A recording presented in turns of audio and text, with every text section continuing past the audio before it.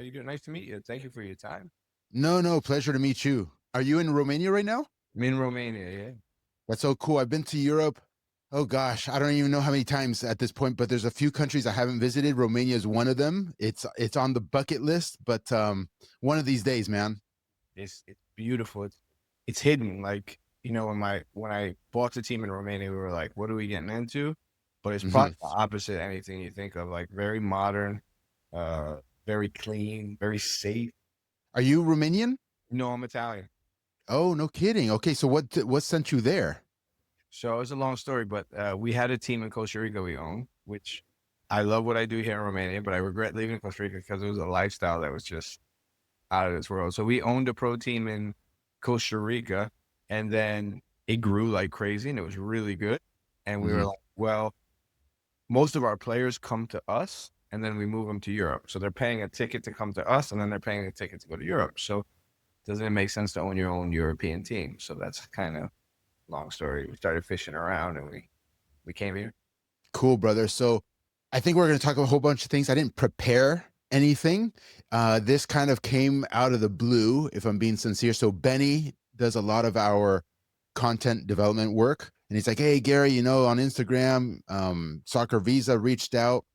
And I don't follow so many folks in soccer, if I'm being sincere. And I'm like, well, Benny, we often don't have guests on the podcast. Usually it's you and I, and we're very selective. He's like, oh, but Gary, I think you'll like this guy. Check out his stuff. So I'm like, oh, okay, fine. So I go and I go and check out, and the first video that I play from you, I don't remember if it was on YouTube or on your Instagram channel. You're basically telling your own story in abbreviated form of being a professional player and how it ended for you and how you look back, and maybe you would have made different decisions, looking back on your career, and the way you delivered it and the truth behind it. Because I don't know how much of my background you're aware of, but I've been working with professional soccer players for quite a long time, as an agent, as an owner of an agency. Really? There's players in Europe and in Major League Soccer and Liga MX, et cetera, et cetera. And I see it time and time again, right? They're youth players, they become professionals.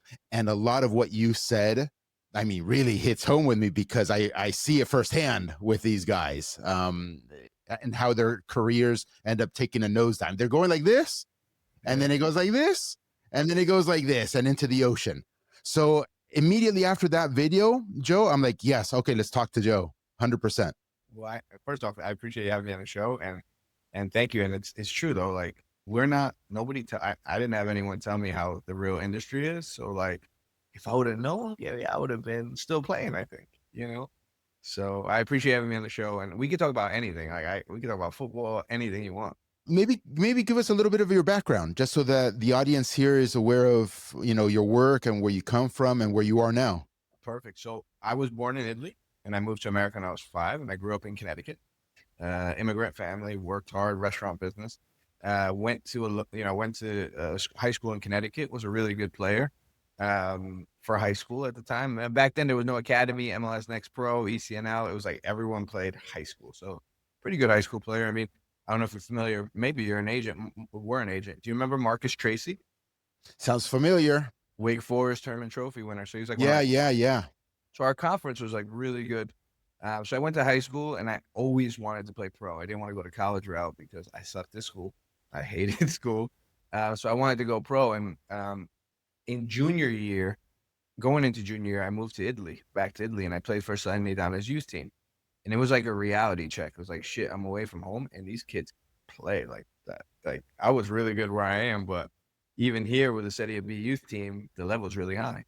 Um, so I ended up not getting a first team contract. Salernitana. I played with them in their youth program for about 6 months. I moved back to the States and finished high school, and I did really well in high school. Had some colleges interested, but my grades sucked. We had a family friend whose name is Giovanni Savarese. Do you know him? Of course. So he came down to my parents' restaurant one night to eat. And I was like, Gio, like, I want to play pro. Like, I want to. He's like, all right, well, come train with the first team and let's see how you do. And anybody knows Gio, like, he is the most generous, nicest guy you'll ever meet. And he just really just said, come do it. So I went to train with the Metro Stars and ended up signing on. Didn't make a lot of money, $200 a month. That was what I was making back then. And I trained with the first team and I played in the Super Y League. It was called the Super Y League, U20. Got to the national finals with them. Got to play with like Mike Grella, Jonathan Barajo, guys that went on to have decent careers. And yeah, I got released after the U20 league, the Super Y League. They didn't offer me a first team contract. And I just worked at my parents' restaurant and saved up money and flew around to every tryout you could think of. Like you name it. There was Vancouver Whitecaps were in the USL back then. Seattle Sounders were in the USL. Atlanta Silverbacks were in it. North Carolina Railhawks. Like you name it. Rochester Rhinos. I would take a Greyhound. I would sleep in airports. I'd travel around trying to make a name for myself. Virginia Beach Mariners. And I ended up never getting anything. Did well, and they're like, "We'll call you," and "We'll call you" turned into no one. Sure. Sure. So I said, excuse my language. Hope I can swear on here. Fuck it. I said, I'm gonna just book a one-way ticket to England because I have an Italian passport, and I'm gonna go try. And I slept in like one of my friend's uncle's couch and just got a job, worked 2 jobs, played in the 7th division, and slowly tried to make it. Never did. And then never did in England. Just played 7th division. And then I got a chance to go play USL championship, or USL at the time. It's called Real Maryland. And I did that. We did really well. Anthony Hudson was my coach, who was the interim head coach of the U.S. national team. Did that for a season. Didn't get offered a new contract. Went back to work at my parents' restaurant making pizzas. Guy walked in with an accent. And I'm like, it was a rainy day. I remember like it was yesterday. And I made him a pizza. And I was like, "Where are you from? You got an accent." He's like, "I'm from Iceland." And I was like, "Do they play football in Iceland?" And he's like, "Actually, yeah, they do. My brother's director of a 2nd division team in the north of Iceland." Long story short, gave him my video. He mailed it out. It was a DVD. Mailed it out. They liked it. They flew me out. So it took about 5 years to get my first chance. They flew me out, gave me $300 a month plus one meal a day. And from there, my career kind of went on, and I got transferred from that team to the top league in Finland, where I spent 5 years. And then you saw my video. I kind of messed up once I got to where I was trying to go, you know? Amazing, man. What an amazing story. And with that comes a ton of experience that you can't buy, right? And then this is what enables you, in my opinion. I don't know your personality background, how all that got formed, obviously, but I think the experience really crafts us to be able to then speak to the players in a certain way, right? And so, because you can flow with it. Obviously, when you talk to your players, I saw your locker room video also. I was trying to desperately do a little bit of research, Joe. So I saw your locker room video, super intense, super passionate. Because I take it that you coach the actual team there too. Is that true? Like you own it and you coach it? Yeah, I'm an owner and a coach. And you got to remember, a lot of the players, I have a program called SoccerViza where guys pay to come out to me and get a chance. And I know what it's like to pay money to go to a tryout and things and not get a chance. So I actually signed the guys that come through our program. Like, it's not bullshit. And they're so good. There's some quality there, but they just don't understand what it's like playing in Europe, the pressure of being in Europe, Like in the States, there's playoffs. Here it's $500,000 into the team. If we're in relegation or mid-table, I lost $500,000. And for them, they play the sport because it's a hobby back home. Like, I play college soccer. I play with my friends. Even playing ECNL or MLS Next Pro Academy. Like, let's be honest, 95% of those guys don't go pro. Yeah. You know what I'm saying? But to them, they got the great Adidas on. They got the great tournament. And here in Europe, it's not like that. It's different. Like, every game matters, For sure. And that's what I've been railing against here. So I'm kind of public enemy number one in the United States, dude. Because I open my mouth too much. And I don't want to say attack. I just speak the truth about the system here. And specifically that since there is no promotion and relegation at the top level and MLS is a monopoly that controls everything, that has enormous consequences at the pro level, at the 2nd division, the 3rd division, the youth level, you name it. It's all because there's no promotion relegation, which touches on your point. There is no pressure over here like there is over there. You can come in last place here. It doesn't matter. I'll see you next season. Everybody have a good break. Eat okay, sleep okay, and we'll start training camp again in March or something like that. And Joe, I'm telling you, like the players that we sent over to Europe, it's eye-opening for them. Eye-opening, because they don't also get the prestige unless you're like at a Champions League club or division, first division team in the top leagues. You don't exist. So even if you're playing, I don't know, first division Norway, it's significant, it's important. I think it's a lot more competitive than MLS. But even if you're in first division Norway, outside of the top flight clubs like Bodo Glimt or something like that, you are invisible. Okay, you are invisible. But here in the States, like you touched on it, dude. If you're playing MLS Next Pro, right? The franchise, the MLS franchise takes pictures of you dripping, in your clothing, walking up to the field, and then you share your stuff on Instagram, and you get all this attention because people think you're something special. You don't exist in Europe. I'm sorry, I don't even realize it. I get guys that come out to play for my third division team, and they're like, I could run through third division because I played MLS Next. And you're like, they get out here and it's like, shit, no, you can't. You know what I mean? And even funny, you're talking about the relegation and promotion. That shit's not going to happen in the States. Yeah, it's interesting. I understand where that sentiment comes from. I think the odds are severely against it because a business who has a monopoly wants to preserve their monopoly no matter what, right? And MLS basically controls the federation, 100%. U.S. Soccer. So U.S. Soccer is supposed to regulate the ecosystem, look out for the best interest of everybody involved. They don't do that. From the president to the vice president to the board of directors, they're all in MLS's pocket. They don't want to do the right thing, and MLS runs the show. And so I agree with you in that sentiment that it would never happen. But I'm the type of person who likes to say never, because folks back in the day would say slavery will never end, Gary. It's impossible. It's free labor. Like the businesses, the people in power will never let it go. And I think if there's an abundance of educated folks, Joe, then that's a powerful movement that could, I think you're spot do on. something. I think you're spot on, and you're right. Don't ever say never. But here's my only issue, right? You said it best. Daddy's not going to let you guys succeed, which is MLS. A lot of people don't even understand that, and it's awesome you said that. Here's the other thing to it, though. Look, does the American understand the same culture as a European football enthusiast or fan or supporter? So, like, for example, you put 20 million into a franchise, or 10 or 7, whatever it's going to cost to come in there. Okay. And as an investor, you're not making TV. I own a club, right? So how do I make money? TV money, sponsorships, investors, player sales, ticket sales, merchandise sales. Realistically, at this current moment, what USL team is hitting all of those at enough money to cover their costs for the year? I would say close to zero. And honestly, but again, Joe, and this for the audience, not for you, because you're very knowledgeable. It's clear. It's because there's no promotion relegation also. But wait. Yeah. So how? Because think about this. Okay. How do I say this? This is such a great topic, and I love this. Like, the fans understand the sport differently, right? It's live or die here. Like, they've got tattoos. Even my small club, right? Yeah. We 3,000 fans each game. Like, or not now, we don't. But if we were winning, we would. They have tattoos all over them. It's their religion. Yeah. Johnny plays for New York, whatever. His parents are not going to have that same type of commitment. Do you understand what I'm trying to say? So I think you're fighting with the culture. So a few things. I also love this topic.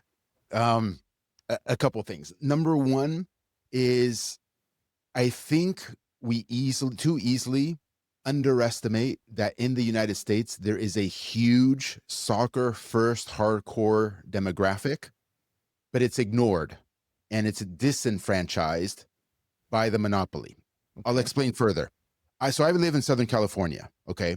So there's a little bit of a bias here, but in Southern California, just like on the East Coast, just like in Texas, there is an enormous Mexican-American, Latino-American population numbering in the millions, which is hardcore soccer first.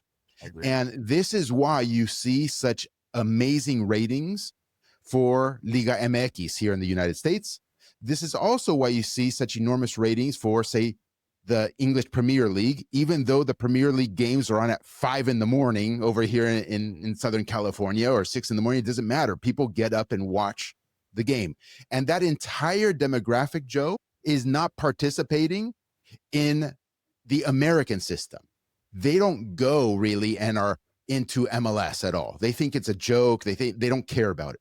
They don't go and give money and attendance and all this stuff to the USL teams because what's the point? They don't feel a part of it. You've got some white rich dudes or whoever running the show, and you can't say your chants, in the stadium, and you have to obey how they want you to behave in the stands. They don't allow you to be hardcore here. So you can't even express yourself.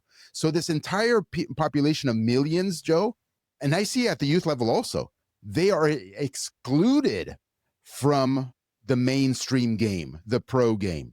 So what you've described, and I agree with you, but what you've described is the mainstream suburban, soft, middle to upper middle class, affluent demographic that's involved in the game. So that's why they're not hardcore. When I go to an MLS match, the people around me, they're like, hey, little Susie's shopping for her prom dress, blah, blah, blah. They're not even watching the game. They're not even watching the fucking game, dude. Unlike me, eating popcorn and Yeah. Or they'll talk about the fucking Raiders game and the games going on in the field. And the kids who play youth sports, right, are running around in the back where they do concessions and not even worried about the game. Correct. In England, you got a 5-year-old who's watching the game like it's his job. But here, I'm going to challenge you. Go for it. Or not challenge you. I'm going to make you think a little bit. Sure. Okay, so I'm Italian first. I was born in Italy. My first language is Italian. Mm-hmm. Okay? So when I was playing growing up, the best players, respectfully, were Hispanic because they came from a football country. But the Italian Americans, the Polish Americans, the Greek Americans, the Russian Americans, like there was a huge immigrant demographic playing the game that you were like Giuseppe Rossi is from Jersey. He was like, I can't tell you, like Spanish American, it's crazy.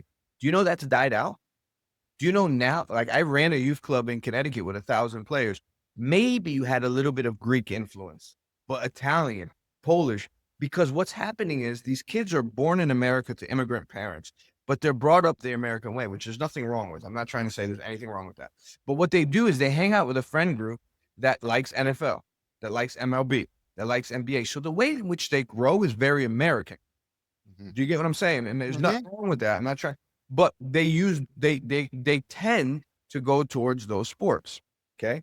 Now, I've been doing SoccerViza for 12 years. The Hispanic culture is starting to do the same thing. It's crazy. Like where there's more Hispanics playing baseball. There's more Hispanic, always, but it's even growing even more. So I don't know that as a culture that's hundreds of years old, that's taking people just naturally, organically and saying, no, this is our country. This is how we are. Not in a bad way. You follow MLB, follow NFL, you know what I mean? In a way, that's another reason why I don't think it would work, because when I was growing up, half my team was European. It's being eroded. I would agree with you on that. And it's unfortunate because I think the erosion is also happening because it's a closed shop. I agree. And then they're not being included. But there is an erosion. Maybe Southern California is still like the last standing bastion of this culture, because if I go around the parks here, there are and you see them Hispanics. I'm from Argentina, Argentine heritage. All my family's from Argentina. So I see them playing in the parks, and they say, oh, the kids here, they don't play in the park like they do in Brazil or in Argentina. Yeah, it's not like Brazil. Don't get me wrong, Joe. It's not like Argentina. Don't get me wrong. But who do I see playing pickup? I see the Mexicans. I see the Latinos here, and I don't see the white boys doing it. They got their phone out. They're doing speed ladder. They're doing a couple shots at the field, and then they're tying their shoes up. They're putting a video of them tying their shoes up, and that's it. They're not just like. So hey, one more thing, Joe, on this point, because I don't want to let it slide, and I want to hear you as a club owner kind of react to it. So on the issue of making money as a club owner, right? Because you posed it to me from US, who's making money in USL? I said probably nobody. Okay. I think that the investment is a different type of investment. It's not an investment to make, positive cash flow and have profits. I think the investment of owning a club at these higher levels, particularly here in the States but globally as well, is that the asset itself is a rare one. you can't make more really of Division One clubs. You can't make more, Division Two clubs. I mean, you can, but it's very rare. And so you purchase this thing instead of putting your money in the bank, instead of investing in the S&P 500, instead of investing in gold, you purchase it, or instead of investing in real estate, you purchase this particular asset. You sit on it for years and years and years. You try to get yourself promoted overseas, but here in the United States, you don't have to. You can just sit on it, and by the very virtue that it's rare and nobody can get in, it appreciates in value. So like Toronto FC was purchased for $7-8 million franchise fee. And now, according to Forbes, it's worth 700 million, or no, sorry. Yeah, $700 million. So that's a 100x appreciation over the course of just 15 years for doing nothing.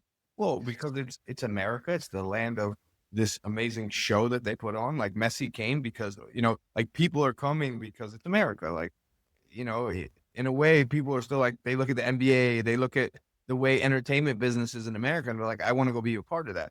But here's the thing. Okay, that's MLS. About this though. Think about this. Look, Rio Grande Valley. Remember them, the Toros? Sure. That's billionaire. Sure. He said, his exact words were, "This is pointless." Mm-hmm. And he's a billionaire. You're a USL owner, right?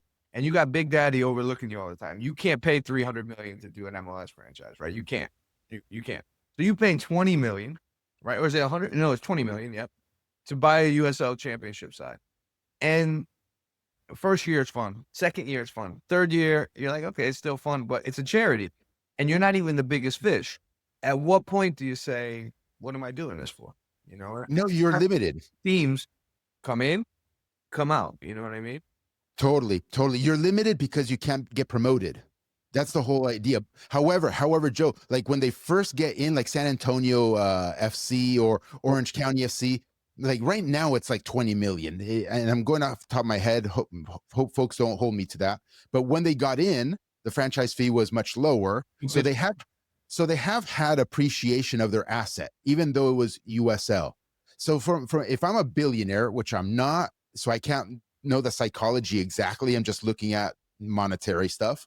If I'm a billionaire, like our Rio Grande Valley guy, he doesn't give a shit if his franchise appreciated from 5 million to 20 million. That's a waste of his money. He'd rather put that 5 or 20 million to work in other assets that are going to go way beyond 20 million. That's why he gets rid of it. 100%. It's hard because I think like Americans, it's different. Like I think European owners or owners from China and these other places, and Saudi, they're banking on the ticket sales, they're banking on the uniforms, also and obviously there's a prestige ownership. Like it's amazing to own. Like I'm the owner of City, you know what I mean? But in the States, I don't know that intelligent businessmen that are not investing, like if you're investing 300 million, it's different. You got stupid money, you got fuck you money. You're like, let's bet. Sure. But someone who's investing 20 million, I think that's why you see so many teams coming in and out. It's my thought process, right? Because like Austin Bold had to move. Then you got, teams in California folded. I forget what the team was in the USL Championship in California. Was it? I forget now. But so many teams come in and out of the league, Totally, man. Well, I can talk forever on this stuff, but I want the folks to appreciate you more as a club owner as well, and I'm interested too. Like, how did that happen, dude? How did you come in, and I mean, how did you get the money and say, you know what, cool, purchase a Romanian third division team? Yeah, that's great. It's a good question. So, SoccerViza, we grew SoccerViza from like an idea in my room in Iceland to being a youth club in Connecticut with 1,000 players. And when COVID hit, we got out of it and we had some money, and we were like, let's move somewhere crazy, like, and try to build players up and sell them because I have a lot of contacts at really good places. So let's take this wild business idea and see if we can do it. So we moved to Costa Rica and really we blew it out. It was amazing. Like there was people coming from around the world that were paying for our service to come to our development center, and we were able to move them. Did we move anyone to like Man City? No, but we were moving them to realistic places where they can start their career. I mean, Davis Roby went to a D1 college, never played. It was called Marist in New York, and he never played. And he went from us to Spartak Trevana in the UEFA Europa League, and he's on the bench. So he was not on the bench at Maris to being on the bench at Spartak Trevana. So we placed players in realistic environments, and it just the business grew. We were able to go from there, and then we had an opportunity to move to Europe. We had some money saved up, and we were like, let's come over here and be 50% owners of this team, Olympia. Now, here's the thing, though, Gary. We did our homework. We did all the financial, everything on the club, but they gave us fake reports. So what was supposed to be 50% owner with not too much debt due to the books they gave us, okay, turned out to be there a lot of money in debt. We've already moved our company here. We're not going to be 50% owners. We're going to have to be 100% owners because we've already invested. And now we're cleaning up a club or trying to rebuild a club, if that makes sense. Got it, man. How long has it been? A year. Oh, it's fresh. Yeah, it's hard. It's been a hard year too. I But could imagine, dude. So is your primary what's like your highest expense, if you don't mind me asking? salaries. So salaries are high and we're the lowest budget in the league. We're about $500,000, $485,000 to run our club a year, operational costs, right? About 60% of that is salaries. The hard part is when we came, because we were foreign investors, everyone changed. So like, for example, the stadium was $400 a month to rent. Mm-hmm. Now it's $1,000 a game. Mm-hmm. And if we don't use the stadium, we don't have a stadium, which means the league kicks us out. Mm-hmm. So there's a lot of political things that happen, but I don't want to sit here and bitch like we're not winning because of that. It's a lot of rebuilding, and we got to go through these growing pains. No, of course, man. I can't relate directly. Obviously, I've never owned a club. I would love to own a club one day. Passion, no problem. I would do it here in the States if the system were open, because I could start it at the lowest tier, which is manageable, and work our way up. But I will say, man, from a coaching perspective, because my brother's a coach, and he got hired on as the USL League One head coach for the brand new franchise here in the Antelope Valley. So you start from zero. You have no roster. You have absolutely nothing. So I can sympathize, at least from a distance, the complications that might exist. Yeah, we got a real strong, like it's a big club. It's 100 years old. Like if we were in first place, they'd say we could get like 5,000 to 8,000 each game in the third division. So it's a big club, and we haven't done well in results. We just haven't done well. And it's been tough, man. The fans are tough. You know what I mean? They don't know that we saved the club from bankruptcy. Well, they do know. Actually, they do know we saved the club from bankruptcy, but they don't care about that. They're like, that was your choice. You chose to come in. We want a winning team. You know what I mean? Yeah. So what's the plan then? How do you improve the roster? How are you going to get these players to come in? Are you looking from the outside? What's the roster composition now? Is it foreigners? Is it mostly domestic players? So it's half foreigners, half Romanians. You have to have 12 Romanians on the roster, right? You have to. You have to have 3 juniors from Romania in the game for 90 minutes. So they have to be like this year's 2005, 2006. You need at least 3 of those. Either or. Doesn't have to be all 06. It can be 206, 0105, 205s, 106. But you need to have 3 juniors in the team for 90 minutes. But the cool part is about Romania.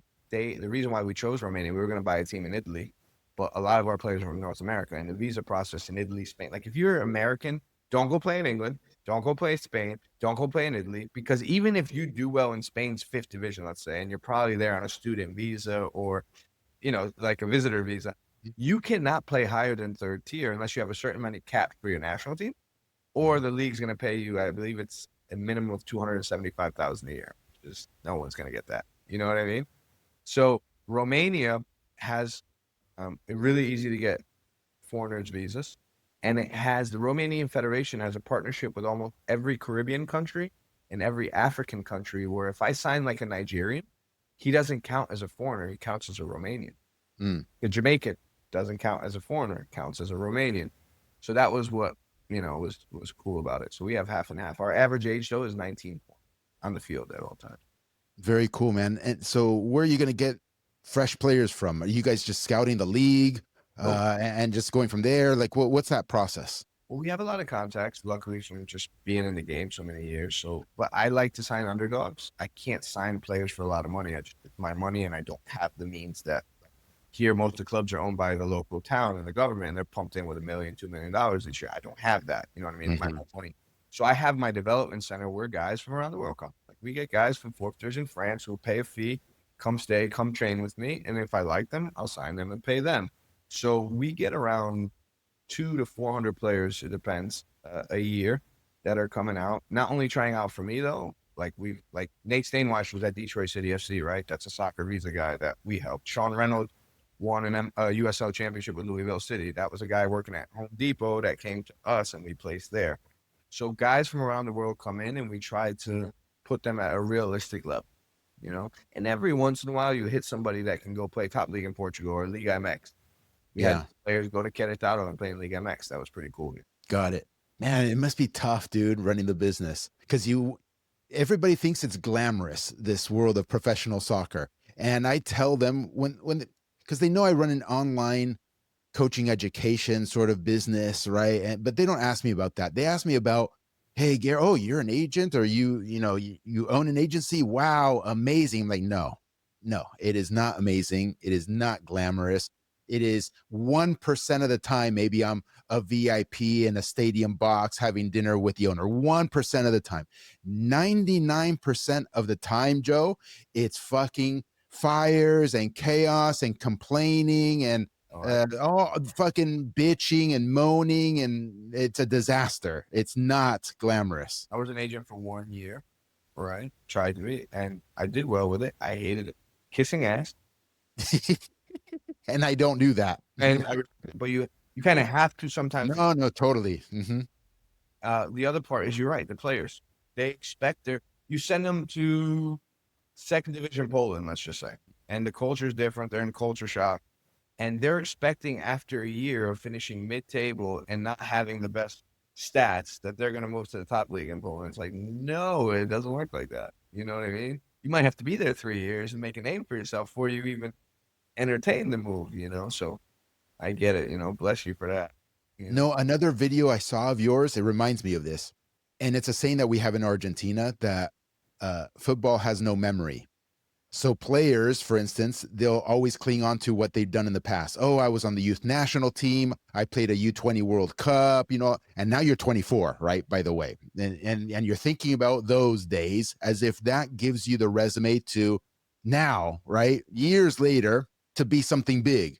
No, man, it's in football, it's what have you done this week, let alone 4 years ago. Nobody gives a shit. You're 100% right. And the worst part is they don't want to like they go to these D1 colleges that have better facilities than the Premier League clubs, and then you send them to a third division team who don't have close to the facilities of their college team, and they're like, we play on grass, but yeah, this is real life, bud. This, Yeah. this is real. Your college has 20,000 kids there, 10,000 kids there, 3,000 kids there that pay 60 grand a year. You, you get what I'm saying? They can afford Totally. facilities. We're a pro team. So, yeah, I mean, I think that's what's made us, to answer your question, like the reason why we're able to fund this is because SoccerViza has grown for just telling people the truth. So we get a lot of guys that come out to us and we hold seminars like, how do agents work? How do you get contacts? Realistically, what's your level and what can you expect in terms of salary and your life expectancy as a pro? Like realistic. And they'll just go like this, shit. So we've had a lot of guys that are good players come up to me after they come and they're like, Joe, thank you so much. I'm going to retire.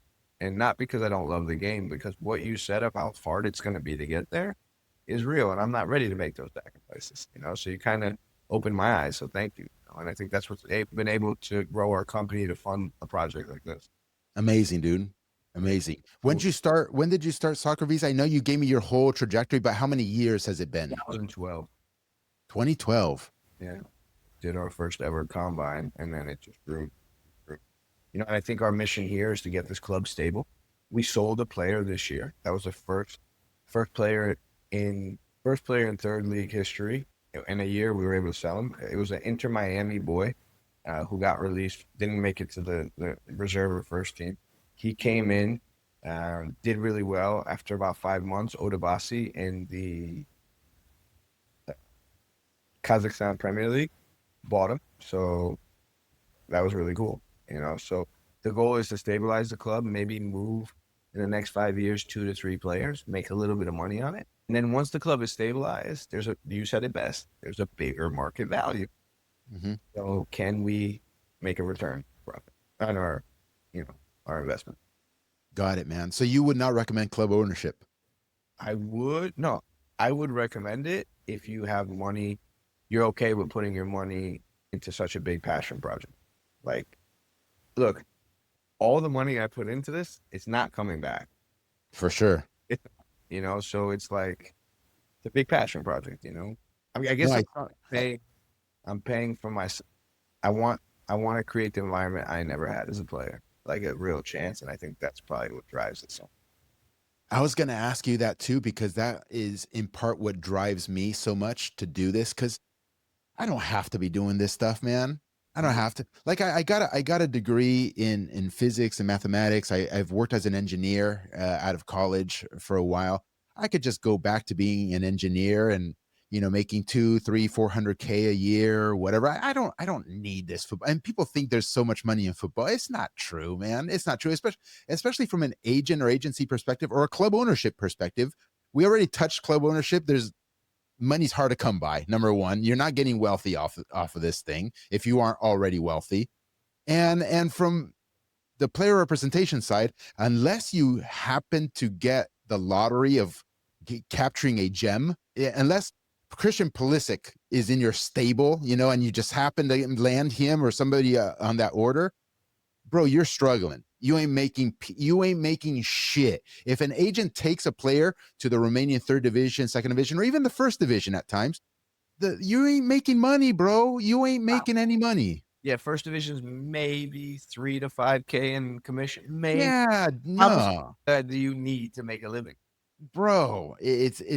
Folks have no idea. Yeah. And that's what I tell players. So players like, I need an agent. I'm like, oh yeah. I'm like, where do you play? They're like, MPSL. I'm like, okay. So I'm your agent. This is a Hmm. great. I love this seminar we do here at SoccerViza when we have Hmm. a. All right, I'm your agent. How much am I making this year on? Hmm. Well, if you move me and I get sold, okay, okay. I was like, so what's the 4%? What's 4% of your salary this year? 6. What is it? And they're like, then they do the numbers. I'm like, all right, you're gonna make $1,000 a month, 12,000 a year. You do the math. So I was like, how many of you do I need to make a profit, to make a living? And they're like, shit. So it's like, this is why big agents don't work with you. Even if you're really good, if you don't have a value and they can't make commission on you, you're not gonna waste their time. Yeah. Players No, don't 100%. players don't know that. And that's the thing about the States that's crazy. And I think once that changes, then we'll have a chance. Is these guys are not educated on how the industry of football truly works. They still see it as mom and dad bring me to my youth club. I go to high school or MLS Next Pro. I go to college and then I'm ready to play pro. And because NBA, NHL, all these clubs are this amazing limelight around it, because I become a pro, I'm gonna have that same limelight. That's just not true. Yep. And till that changes, look at how many different nationalities we have in the States. You're telling me we really can't do well as a national team? I know it's a huge topic. Everyone speaks about it. But come on, let's be completely honest. We don't have Americans. We have Russian Americans, North American, African American, Italian Americans, Hispanic American, and we can't field the team.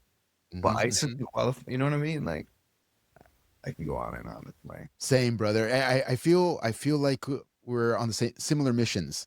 A little bit different, but similar missions. And our mission has always been to educate and to tell the truth. And folks here in the States, they don't want the players and the families to know the truth. They don't want you to know. So they keep it in the dark. dude, U.S. soccer makes so much money. I remember owning my youth club. And every time we signed a new player, we had to get a new player pass that was $30. And I was doing the math. I'm like, just for a player pass that we print out and laminate is $30. How many youth soccer players play?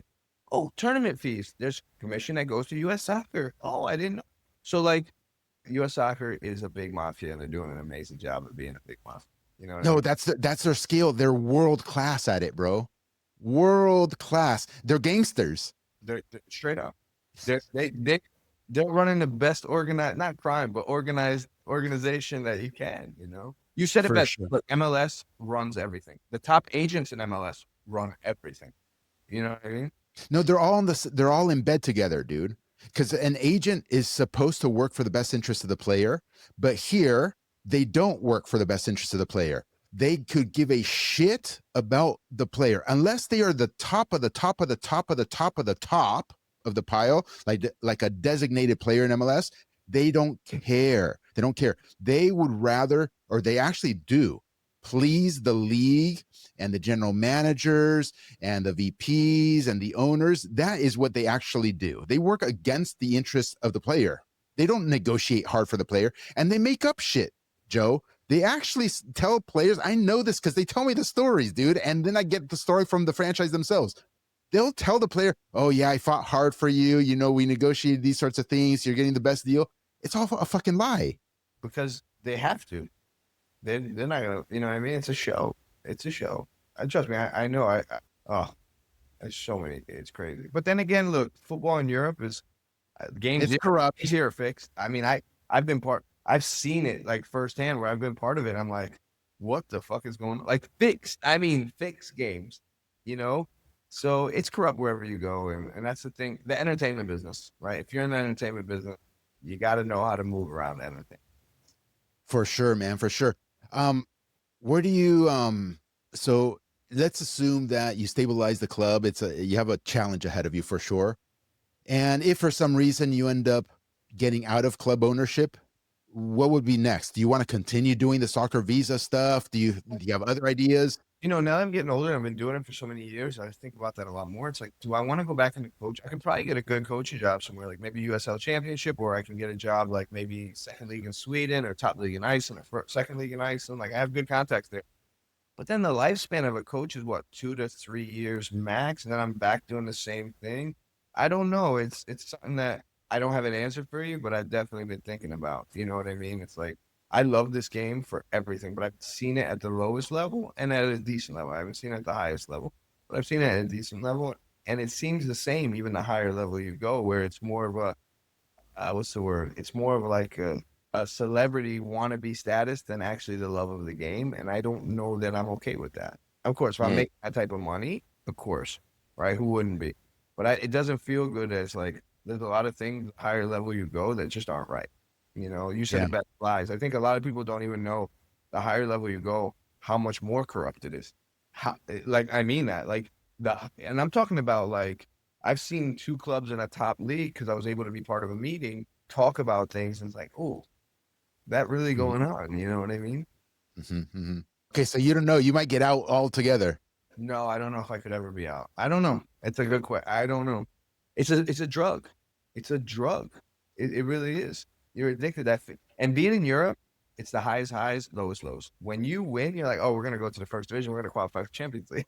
You know, But then when you lose, you're just like, there's no, we're never gonna this ain't gonna work. What are we doing? Are we fucking crazy? So that's Yeah. But I love it. I mean, if you're ever in Europe and you want to come see a crazy project, come on over and check it out. No, 100%. I can't tell you the number of times, and you run this business, so you know, but the number of times that I get messages or emails from players. I got one just yesterday saying, "Hey, Gary, we just won Dallas Cup U17. Here's my highlight reel. I've scored this many goals. And awesome, awesome for the kid, awesome for the family. They're marketing themselves, they're putting themselves out there and everything. And I just don't have a place to send them really because, I mean, usually, so the level, right, that people reach out to me for predominantly is for, the lower tiers, the tiers that you would just be starting out at, maybe like the Romanian third tier, the Polish second division, whatever it is. But just from experience, when I tell them these things, they think I'm lying to them, and I just don't have the capability of placing them in the Portuguese first division or something. And They I'm like, go, oh, bro, they go. I have kids that come here and they're like, oh, I could play third Bundesliga. You could play third. They shit on MLS teams. yeah, There's 30,000. There's 24 to 30,000 average in third Bundesliga games. I yeah, have players. I swear to God, they're like, I'm like, where can you play? Like, if I can place you, I can play in third league in Germany. Are you out of your mind? yeah, So they don't know, and they won't know till you live. yeah, I didn't know till I went to Italy, and I was like, I am not close. It's gonna take me a long time to even get close to this level. It was an eye opening. You know what I mean? Even Yeah. playing Finland's top league, I got to play against Pukki, and you're like, shit, like there's another level to this. You know what I mean? Yeah, man. And once they get over there and they have to get into the grind and things aren't working out, they just fold. Most of them just fold. 100%. What happens when you're not scoring goals and you're a foreigner and you were brought to score goals and the president walks by you and doesn't even want to shake your hand?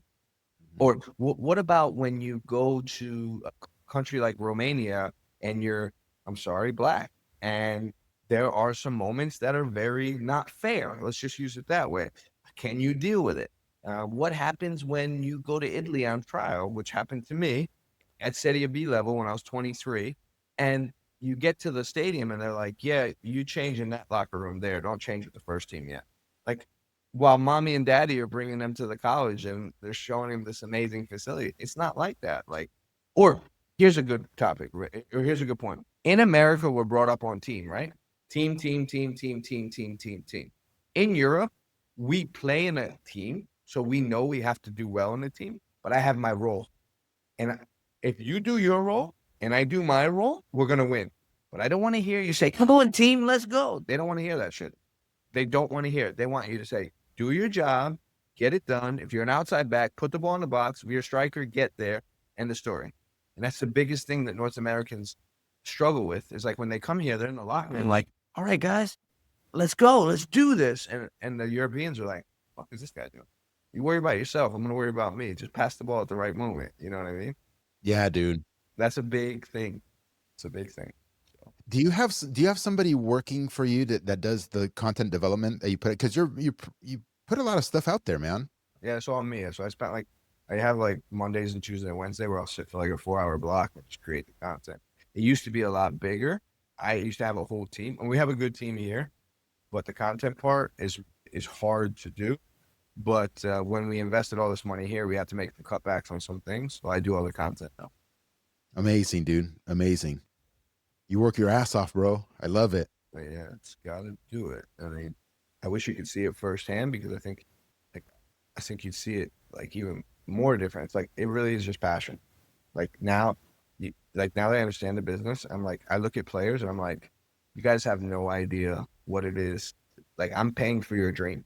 So if you're gonna come here and you're not gonna give me everything, see you later. Because I'm paying for your dream. When I pay your salary, when I pay your housing, your electric bill, and I'm in the office till 9 o'clock later tonight working just to keep your apartment lights on so you can train well. They just don't know, and I don't blame them. I don't blame them. Hello? I wish the gratitude and those sorts of things would be there, but I don't blame them. I see it kind of like the parent-child relationship, and the cycle's always the same.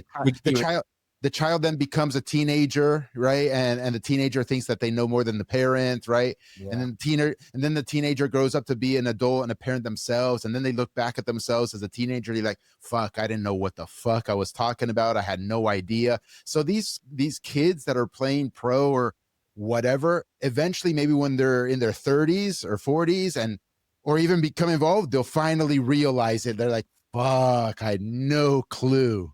Yeah. But you want to know too, I mean, and look, I'm not going to sit here and say, look, you have to evolve with time.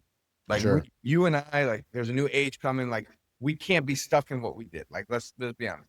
But football's changed too a lot. Sports, there's no loyalty in it, which makes club ownership harder. Like you used to have Totti be at Roma for his whole career. I remember Del Piero, Manchester United came in for Del Piero when they got relegated because of the match fixing, right? Mm-hmm. Sir Alex was like, all right, Del Piero, now it's time to come to United. And he's like, you want me to leave the club now when it needs me more than ever? I don't know if those days are still here. And we have to evolve. But that makes it hard for us because I would have died to play for a coach and club that just wanted me to do well. But now it's like, I know you want me to do well and you're a nice person, but if you can't pay me the same amount as that guy, I'm going to go there. Yeah. Respect too. 100%. And again, I don't blame them because the clubs are that way too. The clubs have no loyalty to their players. They'll be like, fuck this fool. Let's get rid of him, even though he's been here his whole life and all that stuff. Yeah, that's true too. That's very true. Mm-hmm. So, but yeah, I appreciate having me on. No, of course, man. Anytime. Any parting words? Because we're coming up on the 1 hour mark. Usually I keep these to 1 hour, but I have no time limit. No, just thank you, and I'm gonna be following you even more close after hearing you speak the way you speak, because it sounds like what I speak about. I mean, you said words that I say, like public enemy number one, or like, and that's how I feel a lot of times. Not because I'm whistleblowing, because I don't think there's any like whistleblow honest truth. Like if you really put two and two together, a lot of things that don't make sense in the U.S. soccer system don't make sense. That are just a facade, and we just speak about it. Cool, brother. All right, man. Well, Gary, let's do this again. Let's do this again sometime. And hopefully next time I'm in the old continent, I can swing by. come through whenever. It's a pleasure. Good luck to you. Pleasure, brother.